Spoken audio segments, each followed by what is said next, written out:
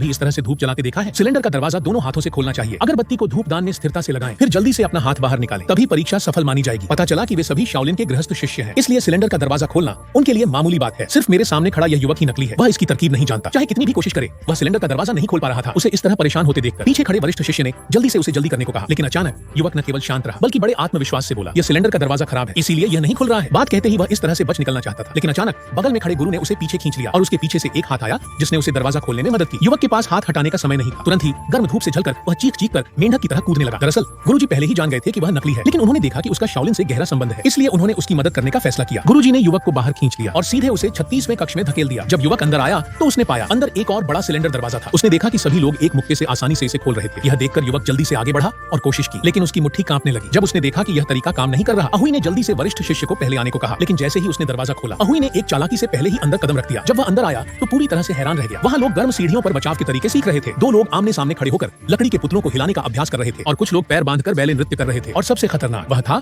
जो अपने सिर से रेत की थैली को मार रहा था। इतना भयानक दृश्य देखकर अहुई इतना डर गया कि उसका सिर चकराने लगा। जब वह शाओलिन में घुसने के लिए पछता रहा था, तभी उसे कुछ दिलचस्प और मजेदार चीज दिखाई दी। कुछ वरिष्ठ शिष्य तेल से भरे फर्श पर ईंटों पर खड़े थे। ऐसा लग रहा था जैसे वे पानी पर तैरती डैमसेल फ्लाई का अभ्यास कर रहे हों। इतनी सुंदर पैरों की तकनीक देखकर अहुई की रुचि तुरंत जाग गई, लेकिन जब वह ऊपर चढ़ा, उसका एक पैर फिसल गया और उसने सामने खड़े वरिष्ठ शिष्य को धक्का दे दिया जो गिर पड़ा। यह देखकर दो गुरुओं ने जल्दी से उसे संभालने की कोशिश की। फिर उन्होंने उसे आगे धकेल दिया, लेकिन अचानक अहुई तेल के कुंड में गिर गया। आंखों पर तेल पड़ जाने से अंधा हुआ अहुई। जैसे ही वह खड़ा हुआ, उसने अपने आप को बेवकूफ बना दिया, जिससे पूरा हॉल हंसी से गूंज उठा। जल्द ही भिक्षु सांधे शोर सुनकर बाहर आ गए। अहुई ने देखा कि वह सांधे थे। वह तुरंत घुटनों पर गिर पड़ा और गुरु को प्रणाम किया, लेकिन सांधे को उसके गंदे बाल पसंद नहीं आए।